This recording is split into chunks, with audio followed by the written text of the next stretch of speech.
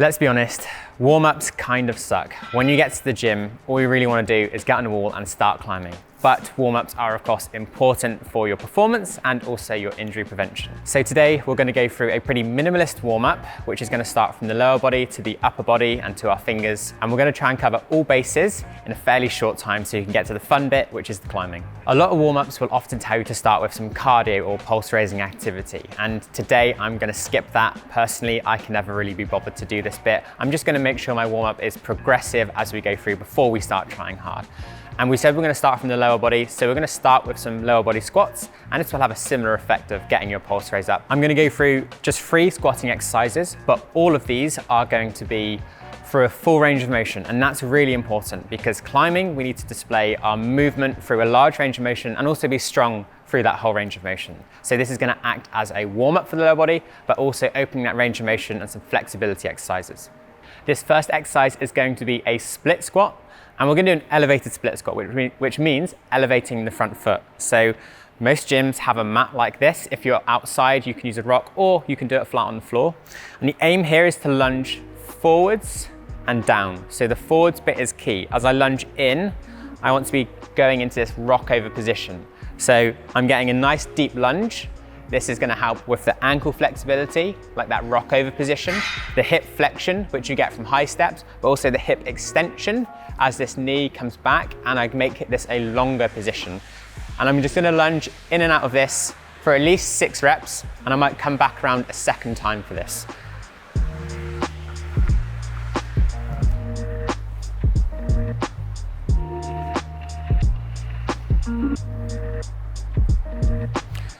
See, what I'm also doing here is trying to keep it nice and slow. I'm moving slowly into that sort of deep end range of motion and getting as deep as I can into this split squat position. And I'm also going to feel a stretch through the quads and hip flexors as that back leg travels back, bringing my belly towards my thigh, trying to get really nice and deep for opening up that high step potential.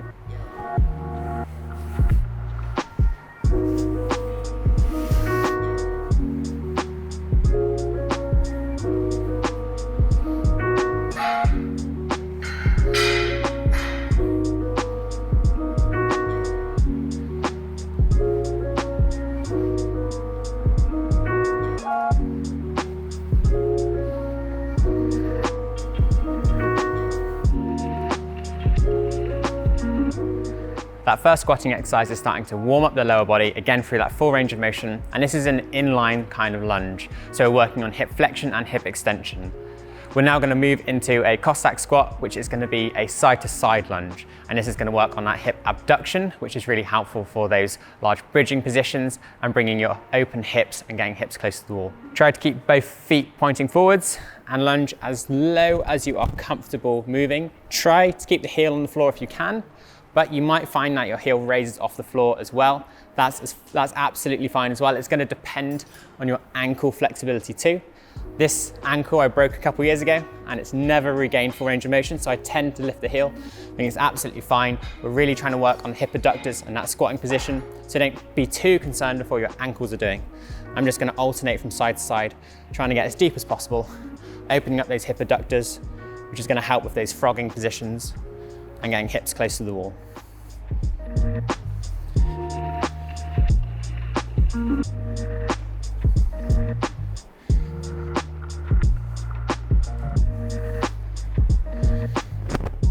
Again, I'm going to go for something like 6 reps on each leg.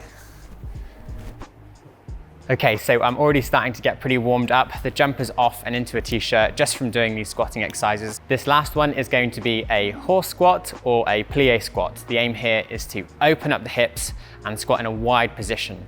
Now, I'm also going to use my hands or my elbows to keep my hips open, so a little bit more assistance to push me into a stretch. This is really important to open up that range of motion before we start climbing. So feet fairly wide apart. You can do this at different widths. It's going to depend on how flexible you are. But as I go down into this squat, I'm just going to hold it, trying to get to a 90-degree angle in the knees, but I'm pushing out as well to try and open up this position. From here, I quite like to rock a little bit from side to side, just opening out the hips. And this is going to finish my sort of lower body warm-up and the flexibility that's going to help me move on the wall and keep that movement efficient. I'm gonna hold this squat for anywhere between 20 to 30 seconds, but I'm never really too strict on the time. As long as I get it done and I feel good, then I'm gonna come back out of it and move on to the next part of the warm-up. So I've finished with the lower body. I'm gonna move on to the upper body now, and I'm gonna start by doing some pressing exercises before I do my pulling exercises. And a nice way to do this is start with some incline press-ups, but I'm actually gonna start with some scapular press-ups first. And with that incline, I'm just gonna do it against the mat, so it's nice and easy angle before I move to doing something on the floor. So the aim of the scapular press-up is to actually get the scapula moving forwards and backwards. And this is quite nice done on this incline position. I'm just gonna be going in to full scapular retraction, and I'm pushing all the way back out. I'm just gonna start with this. I'm going anywhere between 6 to 10 reps, just warming up the scapula.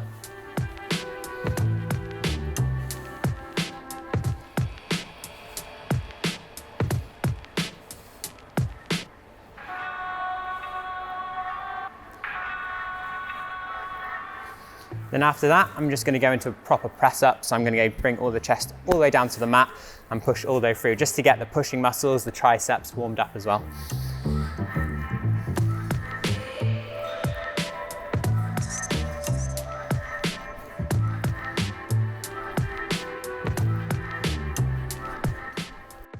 You of course can change the difficulty of this doing it on the floor, doing it against the wall, a higher surface, gonna change the difficulty dependent on that angle that your body is relative to the floor. So I've done some pressing exercises. I'm now gonna move to some pulling exercises.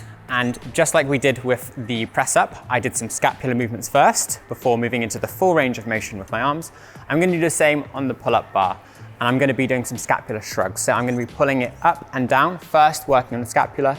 And then after I've done sort of 6 to 10 reps of that, I'm gonna move to a full pull-up. And again, you can vary the assistance here using a band, or if you're trying to really recruit strength and you're already quite strong, you might even add weight in the warm-up.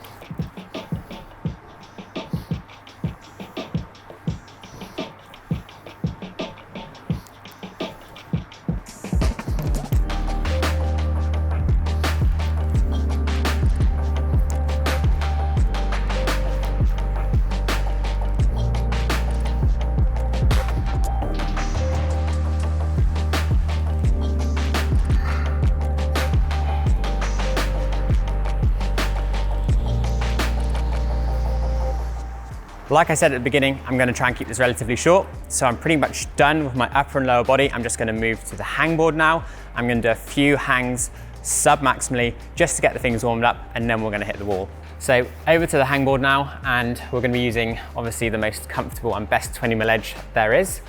And I'm not ready to just start hanging body weight on this edge just yet. So what I'm gonna do is I'm gonna leave my feet on the floor and just slowly lower some body weight into it. Obviously, this is really subjective about how much weight's going through, but just use your perception. It's gonna feel easy, moderately hard, quite difficult. But when I feel ready, I'm gonna do a few hangs, taking my feet off of the ground as well.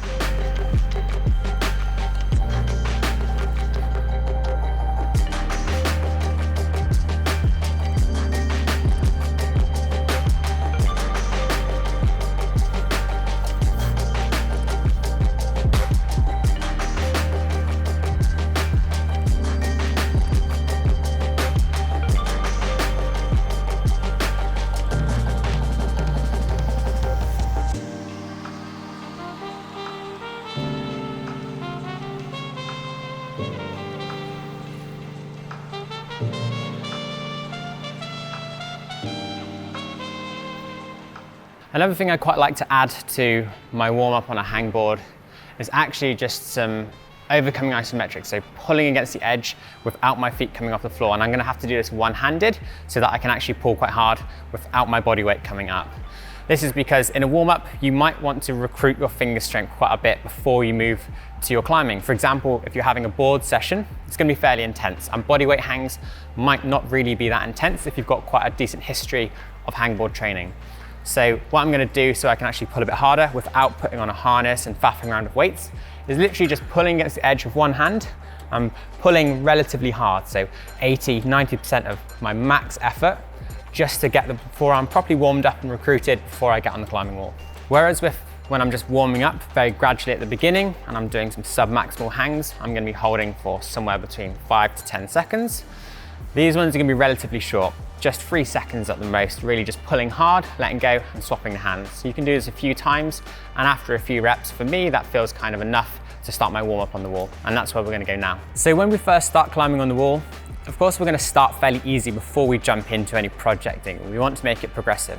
But in those progressive climbs, when it's fairly submaximal, I'm gonna have 3 different focuses that I'm keeping in mind in my warm up.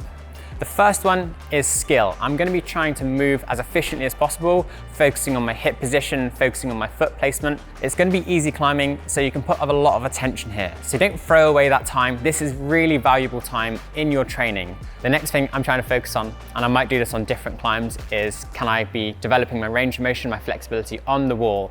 And what I quite like to do with this is taking high steps or bridging positions, trying to open up that frog position actively, but also lowering into those positions. For example, on a down climb, kind of lowering into a high step to help stretch those muscles that are gonna assist me when high stepping. The last thing I'm gonna think about is developing a little bit of snap, a little bit of power in my climbing. And because it's sub-maximal climbs, I'm gonna be on the bigger holds. So I'm gonna kind of swing around a bit, do some bigger moves, some dynos, and get all those muscles firing on the easier climbs so I can carry that power through into my harder climbs later on. Warm-ups, of course, can be hugely varied, and you probably have some of your favorite go-to warm-ups, so let us know in the comments below if you have something that we've not done today that you think other people could benefit from. And a final piece of parting advice would be, if you make a warm-up routine that you enjoy, try and stick to it, try and make it a bit of a habit, because this also helps in your confidence and your ability to keep getting it done and adhering to that warm-up. I hope you enjoyed this episode, and we'll see you next time.